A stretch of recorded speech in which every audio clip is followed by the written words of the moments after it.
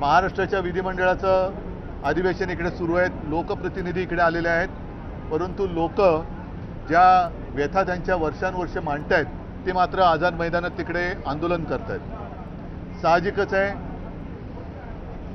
शिक्षकांना सुद्धा आम्ही वचन दिले की आम्ही तुमच्या लढ्यामध्ये, तुमच्या न्याय हक्काच्या लढाईमध्ये तुमच्या सोबत आहोत।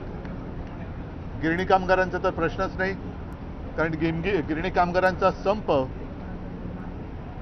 जर का तांत्रिकदृष्ट्या पाहिलं तर अजूनही सुरू आहे आणि त्यावेळेला या गिरणी कामगारांच्या तोंडाला पानं पुसण्यात आली। वन थर्ड हा जो काही प्रकार केला गेला, गिरणी कामगारांची घरं तर गेलीच, गिरण्यांच्या जमिनी गेल्या, तिकडे टॉवर्स उभे राहिले, अनेक मॉल्स उभे राहिले आणि ज्या गिरणी कामगारांनी रक्त सांडून घाम गाळून ही मुंबई उभी केली, नवे संयुक्त महाराष्ट्रामध्ये आंदोलन करून ती मिळवून दिली, तो गिरणी कामगार मात्र स्वतःच्याच नगरीमध्ये बेघर झाला।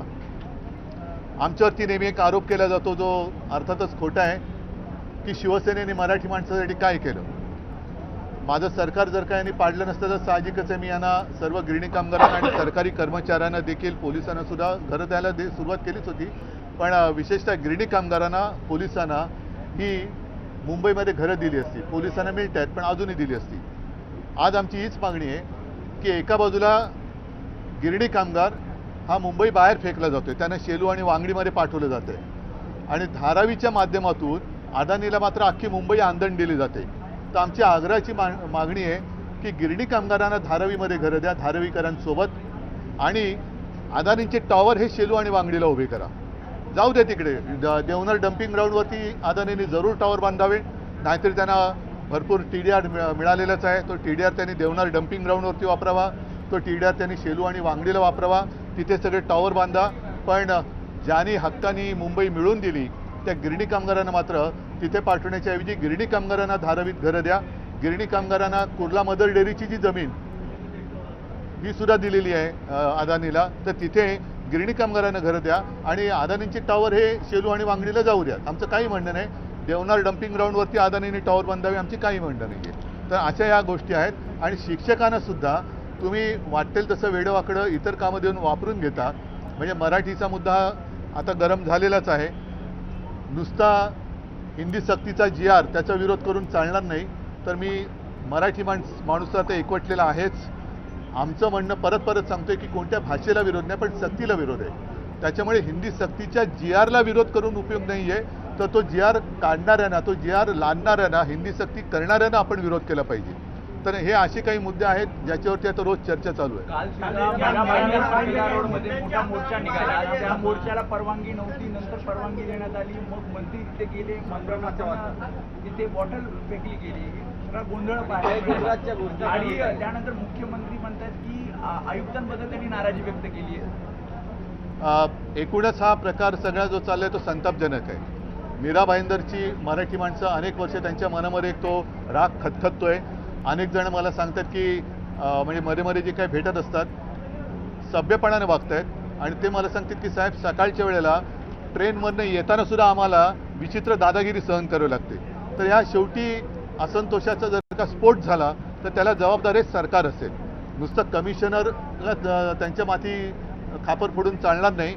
मुख्यमंत्री हे गृहमंत्री आहेत, त्यांची सुद्धा जबाबदारी आहे की त्यांनी सुद्धा सगळीकडे आपल्या राज्यात, जसं करोनाच्या वेळेला माझं कर्तव्य मी पार पडलं, सरकारने कर्तव्य पार पडलं, आम्ही कोणताही भेदभाव न करता सगळ्यांची काळजी घेतली, तसं मुख्यमंत्र्याचं काम असतं। एक पालक म्हणून, राज्याचा पालक म्हणून सर्व जनतेची काळजी घ्यायला पाहिजे, कोणतीही भाषिक दादागिरी आमच्यावरती होता कामा नये।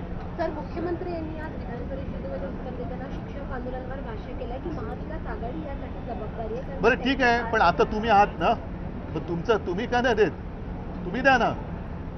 प्रत्येक वेळेला एक तर नशीब नेहरू या शिक्षकांच्या प्रकाराला जबाबदार नाहीत बोलले, ते नाही तर ते पण बोलायला कमी करणार नाहीत की नेहरूंमुळे शिक्षकांना विना अनुदानित राहावं लागलं। तर हे सगळे विनोदाचे सगळे त्यांची हास्यजत्रा पुरे झाली। आज ते बसलेत, गेले 2.5 वर्ष तेच होते, आमच्याही आधी तेच होते, आत्तासुद्धा तेच आहेत।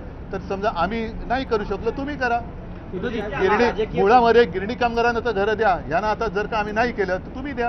उद्धव जी, आज एक विधायक गुंडागर्दी करता है, गरीब जो कामगार थे उनकी पिटाई का एक वीडियो वायरल हुआ है कैंटीन का, उस बारे में मेरे पार्टी का है, मेरे पार्टी का नहीं हो सकता. एसएनसी गटाचा आहे ना तो, त्याचं नाम ही एसएनसी है और क्या उसे उम्मीद कर सकते हैं. लेकिन ये भी मुझे लगता है कि कुछ ना कुछ चल रहा है. मुख्यमंत्री जी को बदनाम करने का कुछ तो साजिश चल रही है. तो मुख्यमंत्री उन्होंने उनकी अँटेना जो है ऑन रखनी चाहिए. आणि मला असं वाटतं की असं जर का कोण वागत असेल तर मुख्यमंत्र्यांनी असं मी ऐकलं की त्यांच्यावरती सक्त कारवाई करण्याचे आदेश दिलेत. करतात की नाही ते थोड्या दिवसात कळेल. नाहीतर मग मी म्हणेन की मुख्यमंत्र्यांचं त्याला पाठबळ आहे की काय. पण गायकवाडाचं म्हणतात ही शिवसेना स्टाईल.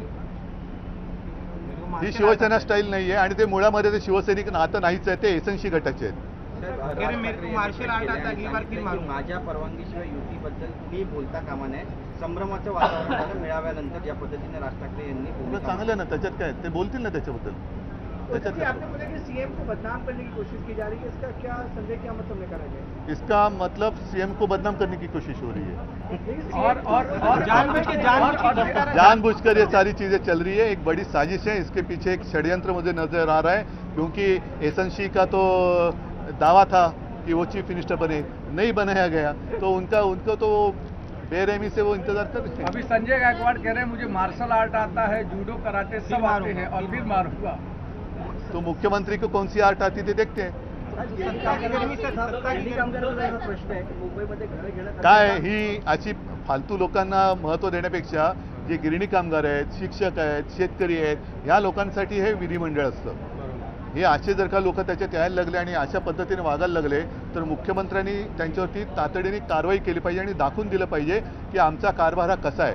नाहीतर जे मी परवाच म्हटलं की खरा जो भाजप होता त्याचा खून झाला आहे आणि त्याचे हत्यारे हे सगळे बसलेत की काय असंच वाटतंय. विरोधी पक्ष नेता नाही अजून आणि ती काल मागणी केलेली आहे. सन्माननीय सरन्यायाधीश आले होते, त्यांना सुद्धा आम्ही आमची व्यथा सांगितलेली आहे. बघूया काय होतं. परंतु एका गोष्टीचं मला जरा आश्चर्य वाटतं की आपल्या देशात बऱ्याच वेळेला अल्पमतातलं सरकार चालतं, पण विरोधी पक्ष नेतेपदासाठी मात्र खेचाखेच केली जाते किंवा अडवणूक केली जाते. हे विचित्र आहे. हे सुदृढ लोकशाहीचं लक्षण नाही आहे. म्हणजे मला असं वाटतं की म्हणजे वाटतं कशाला होतंच. इंद्रकुमार गुजराल जे पंतप्रधान झाले होते, काय त्यांच्या पक्षाचं काय संख्याबळ होतं, पण तरी ते पंतप्रधान झाले होते. चंद्रशेखर पण झाले होते. असे अनेक देवेगौडा होते. कशाला वाजपेयी होते ज्यांचं सरकार पहिल्यांदा 13 दिवसात पाडलं गेलं होतं, मग 13 महिन्यात पाडलं गेलं. तर अल्पमतातला माणूस सरकार पंतप्रधान होऊ शकतो, अल्पमतातला माणूस हा मुख्यमंत्री होऊ शकतो, पण तुमच्याकडे पुरेसं संख्याबळ नाही म्हणून विरोधी पक्षनेतेपद कसं काढू शकता. विरोधी पक्षनेता हा सुदृढ लोकशाहीमधला एक अत्यावश्यक घटक आहे. कदाचित जर का कधी जसं आता तुम्ही म्हणालात एक हे लोकप्रतिनिधी म्हणवणारे लोक हे कसे मस्तवालपणाने वागतायत, तर त्यांच्यावरती अंकुश ठेवायला विरोधी पक्षनेता हा पाहिजे. ठीक आहे, सगळ्यांना धन्यवाद. जय हिंद, जय महाराष्ट्र.